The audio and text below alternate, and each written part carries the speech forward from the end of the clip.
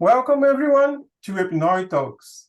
Today we have a pleasure to have Professor João Mano, the winner of EPNOE 2023 Science Award. It's a great pleasure to have you here with us, João. Welcome. Thank you very much. Thank you, Pedro. Well, we are very happy to have you with us in our conference in Graz. So the award is going to be presented during the conference in Graz this year. And I have here your CV. It's your career achievements are really amazing. I mean, it's really interesting, really inspiring to see the journey that you have been following or have been taking in your career. I would like to start something caught my attention in your CV, because you studied chemical engineering, then as a bachelor, then you did a PhD in chemistry, and then sometime, or maybe almost 16 years ago, later, you got a PhD in a Doctor of Science in Tissue Engineering, right? So I'm curious to see what motivated you to make this turn. I mean, why go into this? It's actually a bold turn, because many of us, we do the PhD and we want to build a career after PhD, but you made a very nice turn here. So what was the motivation?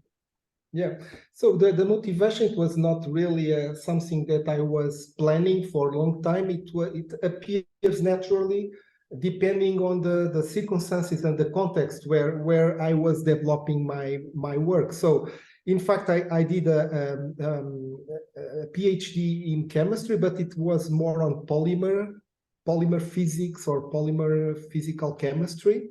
And then when I joined University of Minho, I continued working much more on polymer science and polymer engineering.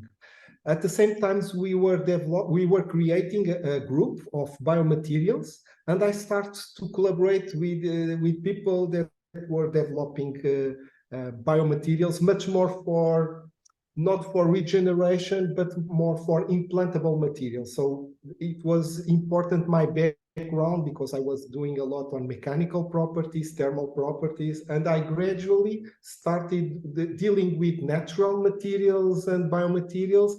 And of course, at the same time, I needed to study and to learn and to start working with biology. And so side by side, biology and biomaterials were evolving. And with time, we went much more for using biomaterials for regenerative medicine and tissue engineering, and therefore biology becomes much more important. And that's why naturally the things evolve like that. So that now we are doing much more biology, and in the future, maybe we will be doing even more biology. But of course, materials were always the base, and polymers were always the base, and natural polymers were from the very beginning, since 20 years ago, was very important in this career path. And what do you find so fascinating about tissue engineering? I mean, this is in one of our, I think some time ago we talked and you said, tissue engineering is a new area. It's something relatively new. It's just 15 years. But what is so fascinating in your point of view about this? Yeah, so the concept of tissue engineering, I don't think is new anymore. So it was already presented in the 19th of the last century. So it is almost 30 years. And but we saw a big evolution during the last 3 decades. And of course, the fascination is somebody like me, that I'm in engineering, okay? So try to solve problems and try to find solutions. So the idea of being able to build functional tissues and biological tissues that could be used for therapies, or also to generate tissues that can be used as disease models ex vivo to test drugs, for example. It's really fascinating for somebody like me that has a background of engineering. And together, if we could combine that with the background that I got on materials and polymers, so this is really fantastic to combine that and all the biological background to try to develop this kind of devices that could produce functional tissues or organs, because it involves not only materials and cells, but a lot of technologies and creativity, which is also very important in the field. Yes, yes, creativity. It is a highly interdisciplinary area, right? I mean, in your point of view, what are the disciplines that you need to put together to be a good scientist working with tissue engineering? So of course, this is the quite obvious ones are medicine and biology and biochemistry and bioengineering and biotechnology. Also the materials side and the polymer side, if you are working with polymers, but of course you can think on using other kinds of materials. But now there are other disciplines that are emerging in this field. Physics, for example, artificial intelligence that will be increasing important. So it's really multidisciplinary. Yes, yes, yes. And what about polysaccharides? I mean, what could be, at EPNOE, we are, our community is working passionately with polysaccharides. And what is the role of polysaccharides in this equation, in your point of view? A very good question. Yeah, of course, polysaccharides are already engaged in the living of creatures in our body. So it's so we have polysaccharides alone. We have polysaccharides combined with proteins, and they are very important in many functions in our body. So, and usually polysaccharides that can be obtained directly from natural sources, or they can be produced by biotechnology means. These kind of systems are usually considered as non-toxic because they are naturally present in the living creature, and their degradation products are usually very similar to the carbohydrates that we have naturally in our body. So this kind of idea that these materials are considered safe in the human body, and also they present many functions that are required in our living tissues and organs, so makes these materials quite interesting.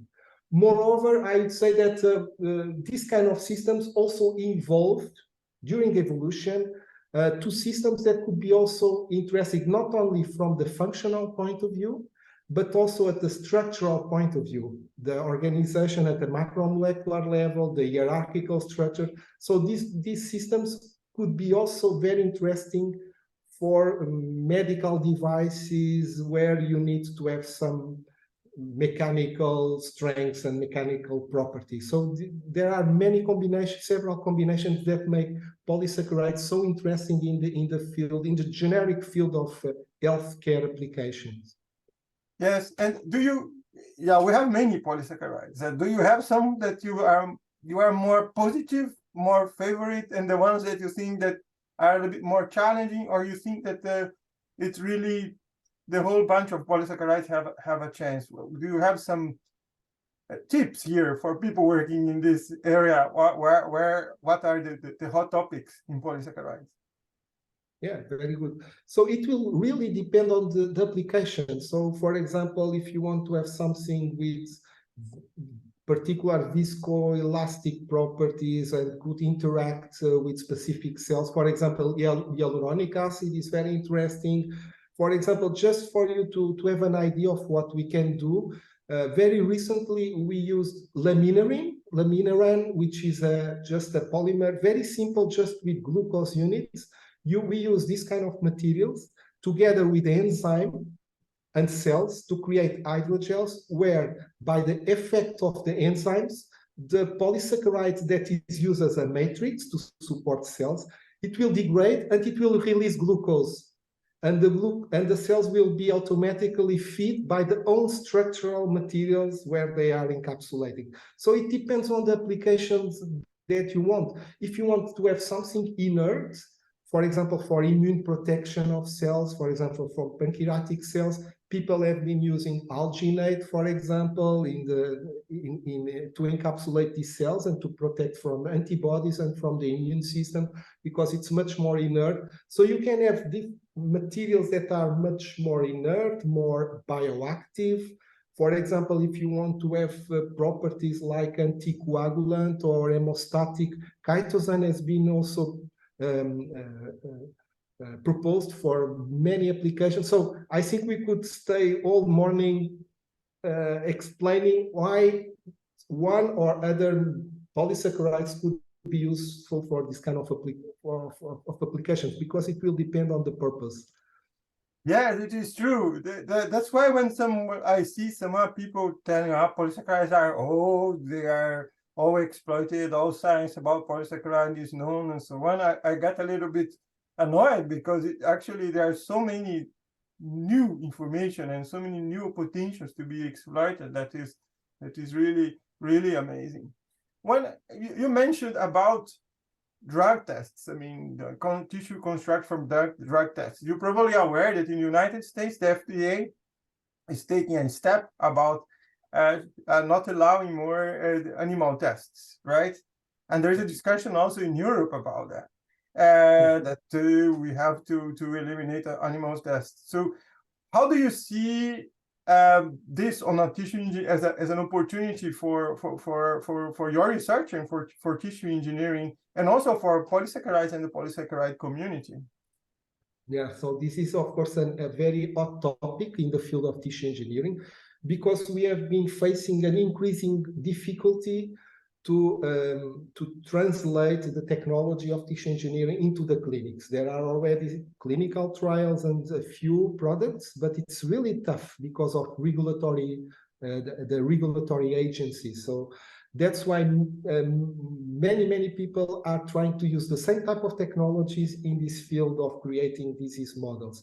And this is true, as you were saying, that US and now in Europe, we are starting to have this phasing or decreasing of animal tests. In US, now you are not obliged to provide evidences using animal models that the product can be used, if you can use alternative methodologies to demonstrate that. And in Europe, I believe that in the next year, similar things will occur like that. For example, these months we have the deadline for European calls on developing solutions, avoiding animal tests. So this is something, a trend that will be in the future very important.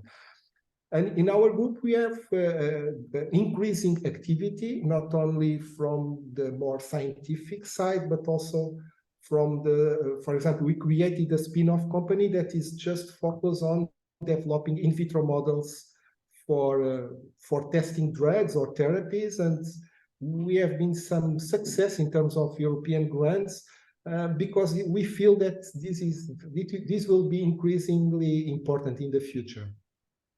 Yeah, this is interesting. This also takes my attention towards your activities regarding innovation, yeah, and entrepreneurship. So I see you have been involved in at least two companies related to tissue engineering. And I would like you to tell a little bit about your experience about this process of going from an academic knowledge and valorizing this knowledge with companies. So how is this process, and are the bumping steps on it? How is this in Europe? How is this in your university? So just for us to have an idea, but because we have many academics in EPNOE, or many academics that are following our interview, and they might be very interested to know the steps you have been taking. Okay, so first of all, I'd like to say that my mindset is really not an entrepreneur. So I like much more to do research and to create and new ideas, new concepts, than to translate. But this has been something that occurred again naturally. It was not driven by something that I would really like to do. It was related with some projects that we have, including ERC proof of concept projects that allow us to go much more for this translation. Okay, so, and this has been, and of course in this case I have the the help of researchers that are much more interested than me to pursue this kind of entrepreneurship path.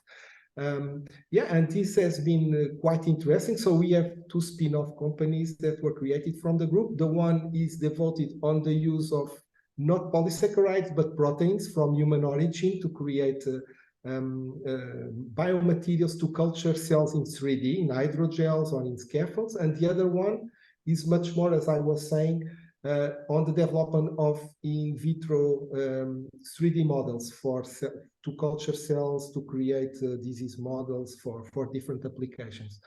Yeah, and this has been a very interesting experience. Of course, in Europe is not easy, especially in the countries more in the south part of Europe, where there is really a lack of investors and money and circulation of money to help on this kind of process. And in this case, what we have been doing is trying to go much more for European projects, and we have different types of contacts and directly to have direct business with clients. So this is a little bit very quickly our business model, because in Europe, and especially in Portugal, Spain, Italy, Greece, it's really not easy. I know that in the Netherlands and in the northern countries, there are much more opportunities for companies to develop and to have success. But in our case, it will depend. So we really need to be very patient. You need to be very strategic on what you want to do and what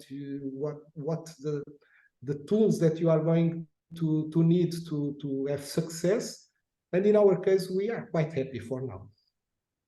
Yes, that is very good. But we know also that in Europe, in comparison with the United States or with Asia, the role of investors or the motivation of investors to be more active towards research is much lower, and also in the Nordic countries and so on. So this is a culture that we have to change, right? And also to involve not only investors, but maybe also some policymakers to go into this dialogue. So if you would give a message to these investors, for example, to invest on your research, what would be your selling point? I mean, why would someone like business angels, for example, be motivated to invest on your research? Because you are very successful, you have a lot of creative data, a lot of data that can be translated and so on. So you are in a very good position to give a message to them. What would be? Yeah, the message that we usually put in our pitches and in projects that are much more translational is the potential of the technology. We have the market analysis that was already done, and we have evidences that the solutions that we are presenting are interesting, not only in terms of the idea, but also really in terms of generating revenues and money. So this is the typical idea that we try to pass to investors. But of course, again, in southern countries, it's really not easy, because as compared with US, you have big investors that don't have any problem, for example, to invest in 100 or 200 companies, because if one or two will be very successful, it will compensate the problems of the others. But when you don't have this kind of investors, the risk that they can take is it's limited. Okay, so they must be much more careful on what they are going to bet, and that makes much more difficult this kind of process in Europe. In Asia, I'm not so sure, but for example, I know that in South Korea, for example, there is a lot of involvement of the government. The government really bets and really invests also in companies. For example, Siemens is a result of a big strategy that is coming from the government. So it's completely different kind of culture as compared with US, for example. Yes, yes, yes. That is very important. That's very important. So in EPNOE, we are taking initiatives on innovation, and we are taking initiatives to talk to policymakers, to talk to government, and so on, because we feel that we need to talk to actors and stakeholders in order to make innovation in Europe more competitive. And this is a very important steps that we are taking in EPNOE. I would like to talk to you now a bit about the future. I mean, the tissue engineering is evolving very fast. I mean, in this area of biomaterials also. So what is your vision about the future of this area? So where is tissue engineering going? I mean, when are we going to have a 3D printed heart that we can transplant to a person that is in need, for example? Mm-hmm. Yeah. So this is always a very difficult question. If you see, for example, interviews from people 20 years ago, they always say, we believe that in 10 years we are going to have a product. And but you know that it's if you look from the behind, it's not like that. Okay, so it's very difficult, and it's very difficult to predict something because now that in the last 10 years, 3D printing had a boost. Okay, so now most of everybody has their bioprinters in the labs. So this is something that now people are trying to bet, and we hope that in 10 years, I could have the same speech. Okay, I would say that in 10 years we are going to have some kind of functional organ and tissue.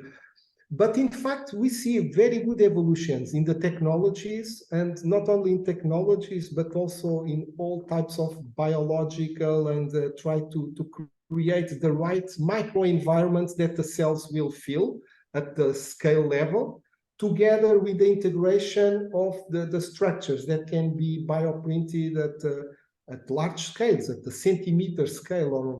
Okay, so this. So I believe that this area will be very important in the future. And now with the emergence of new technologies related with biofabrication, at the beginning, everybody was doing extrusion-based bioprinting, but now you can have DLP, which is a more 2D, but they're growing in 3D, and even volumetric bioprinting, because this has been a limitation. The time that you need to construct a living structure is rather relevant. So you cannot wait days to produce an organ or the tissue. So this will be something that a big challenge in order to be able to have functional tissue substitutes.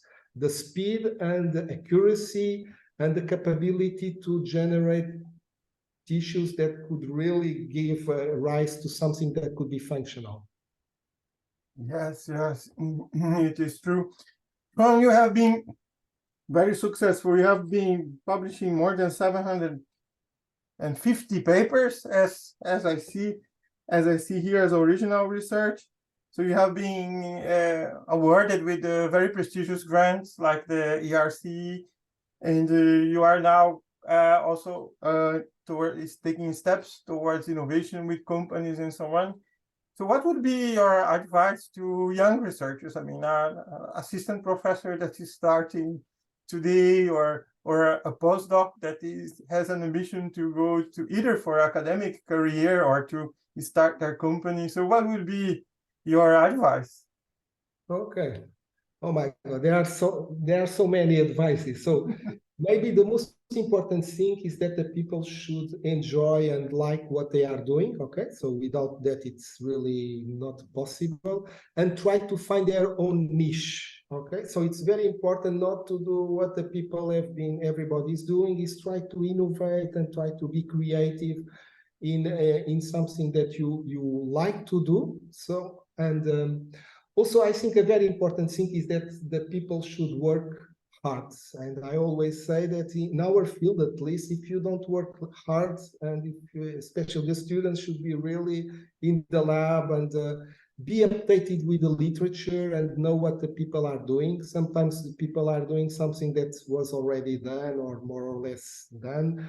So it's very important that the people be updated and not only with your own literature. Try to broaden a little bit. Try to be inspired in other areas. So don't be just focused on your very, very focused field. And that we have been developing new ideas that are coming from completely different fields, and then we brought in our field. And this is a way to also go to progress.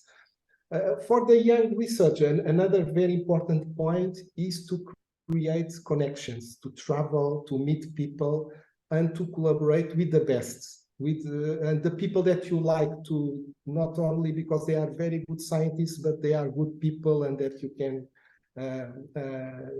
to have meetings with pleasure, and also from the societal to have enjoyable and friendship connections. Also, I think it's also very important that people don't forget to know the basis. So in my case, for example, I believe, because I'm coming from the physical chemistry of polymers and polymer science, and the basics are very important if you want to develop things from the more technological side. So don't underestimate to have good fundamental knowledge of what you are doing. Yeah, and I think those are some tips that I believe it would be useful for young students or young researchers or young professors. Okay, thank you very much, Professor João Mano from University of Aveiro, winner of EPNOE Science Award 2023. We are looking forward to your talk at the EPNOE conference in Graz now in September. Thank you very much. It was really a pleasure to talk to you. Thank you.